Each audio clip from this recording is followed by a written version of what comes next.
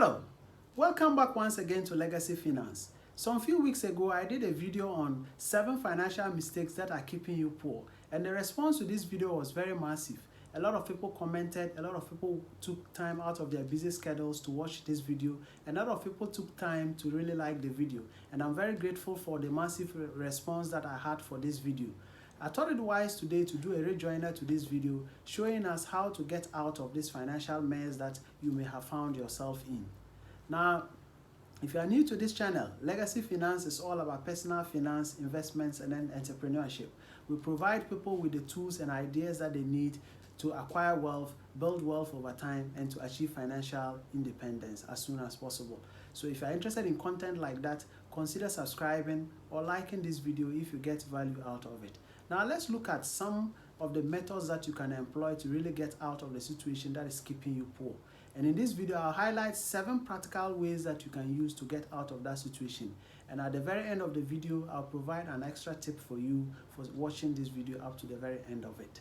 Now, the first thing that I want you to do is you have to first of all sit down and take responsibility for the situation. Accept that you are responsible for the financial situation that you find yourself in. Do not try to shift blame on the government, the economy, or your employer, or any other aspect of a non-existent thing. Accept responsibility that you are in the present financial crisis because of your very own decisions and your own actions. That is the first thing that I want you to do. Now, accepting responsibility does basically 2 things for you. It gives control back to you. It gives you the power to really be able to solve the issue. It doesn't give responsibility back to a third party or any other person in which you are now only just the victim, and in which case you are not able to do anything about the situation. So accepting responsibility will do this for you. Now, the second thing, accepting responsibility for this will really help you to realize that actions and decisions have consequences. Choices have consequences in life, and for every choice that you make, there are consequences that will come for it. That is why they say you reap what you sow. Wherever you invest your time, your money, or your resources, definitely it will yield fruits for you over the time. If the fruits that it yields for you are good for you, that is very good. However, it's possible that the fruits could be in the negative for you, in which case bitterness, anger, and frustration sets in. So the first thing that I want you to do is to accept responsibility for whatever financial crisis or situation that you are in. You are only there because of the choices that you made that led you up to there. That is the first thing that I want you to do. So now let's say that you are able to accept and get to the first stage of this. The next thing that I want you to do is to make a decision that you are going to stop certain financial practices. Chances are that you are where you are financially and you are not so comfortable with it because you involved yourself in certain financial practices. And those of you who watched that video, I mentioned the issue of people investing in probability or lucky-based games or probability or lucky-based programs like Soccer Bet and then Ghana National Lotteries. These are programs that do not give you a fair advantage in life. They do not set you up to win. They are programmed in such a way that the owner of the game will always win more over you. And I cited the case of the Ludo die. If you throw the Ludo die with the hope that you are going to get the number 1 turning up or showing up, it means that your chances of 1 turning up is just 1/6, which translates to 16%. However, your chances that 1 will not turn up is 5/6, which translates to 83%, meaning that your chances of losing are way far higher than your chances of winning. Imagine 83 against 16%. So definitely the odds are against you, and chances are that you will not win or you will not become financially stable through this practice. So desist from these kind of probability or lucky-based programs. If you also take Soccer Bet, for instance, it's the same thing. If you take national lotteries, it's the same thing.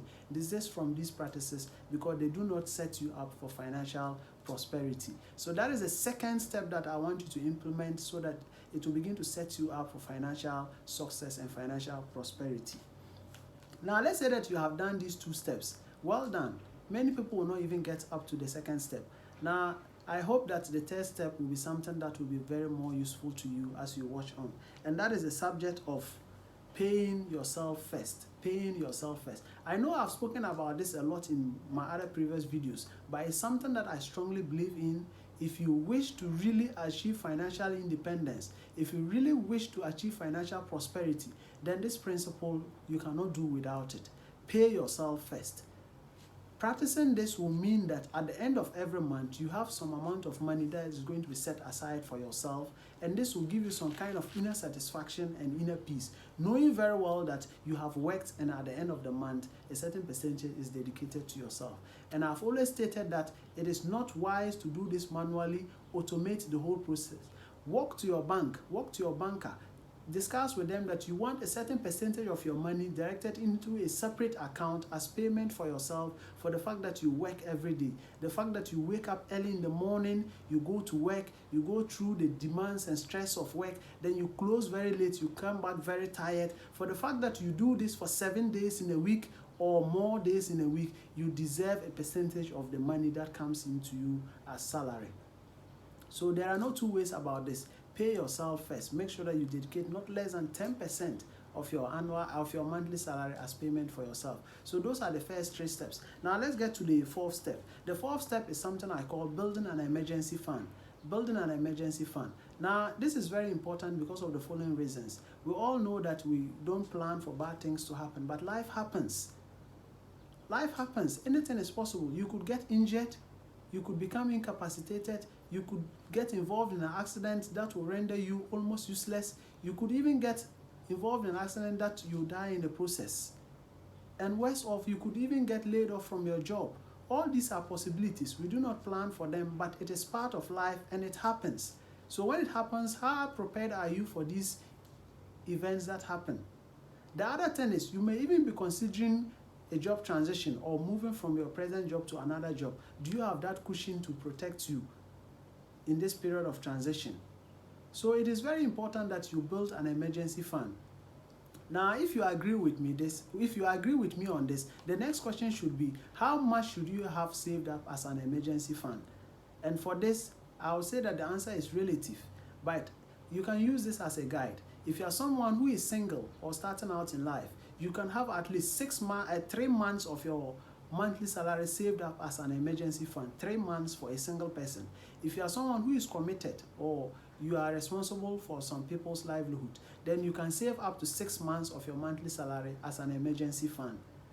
Now, if you are a business owner, an entrepreneur, or someone who has people working under you, then you should have at least a year of your monthly expenditure saved up as an emergency fund. This should take care of the money that you need to pay prospective workers, so that in the event that anything happens, you can rely on this, so that by the time the year ends, the business would have taken or rebound back into shape again. So that is how the emergency fund works, and it's very important, and do not neglect it. It's a very, very important concept. So that is the 4th thing that you can do to really get away from living from this kind of financial crisis that you found yourself into.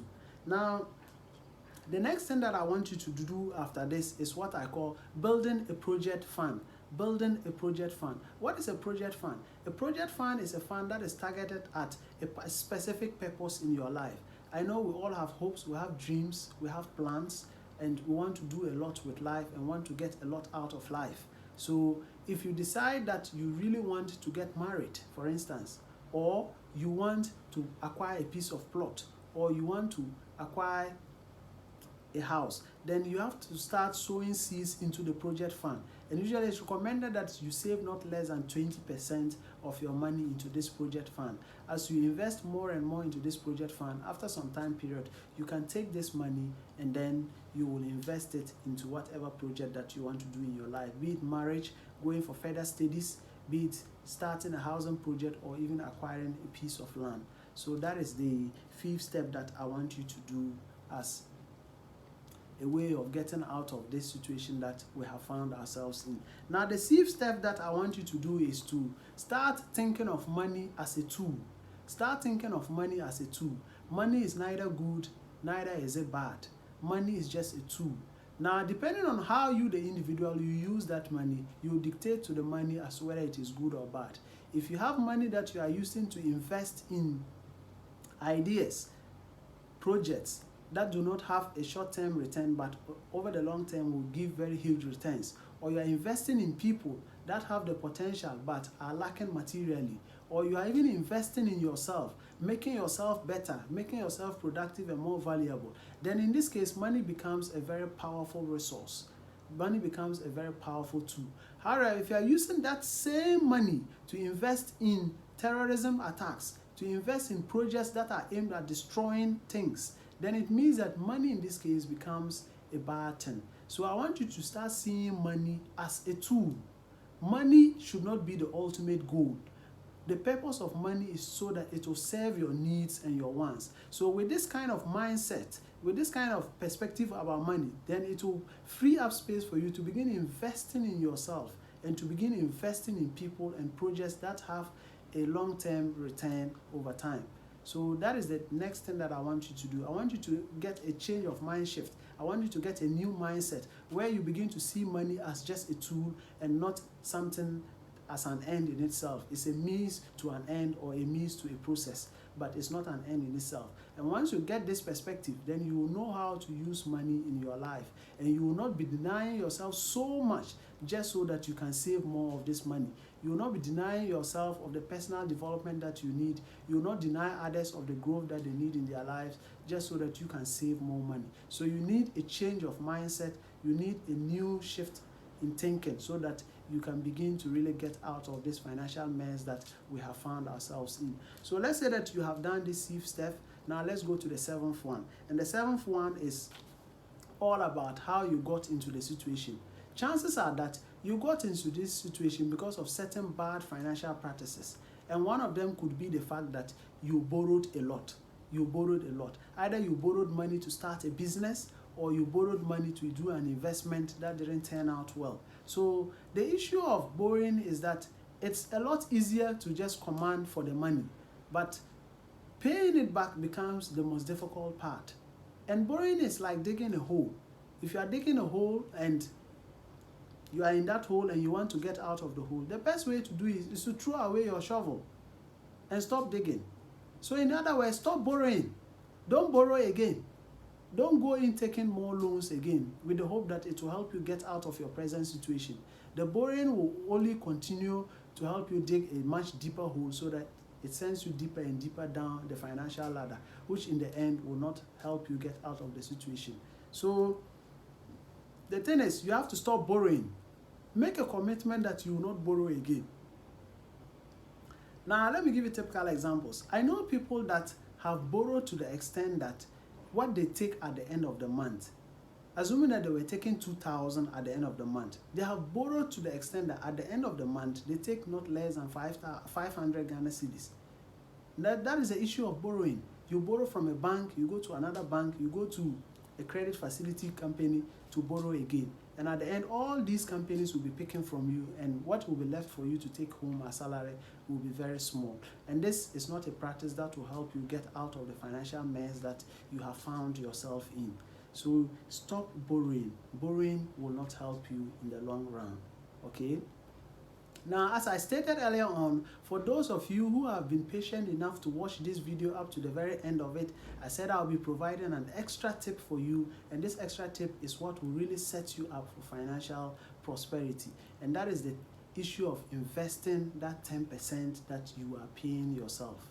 Invest that 10% that you are paying yourself. Now, there is something called compound interest, and if you have watched some of my other videos, I created a video where I spoke about how you can give your child $1 million worth of inheritance, and this was by employing the power of compound interest. Those of you who have not yet watched that video, you can go ahead and watch. I'll provide links in the description below so that you can watch that video.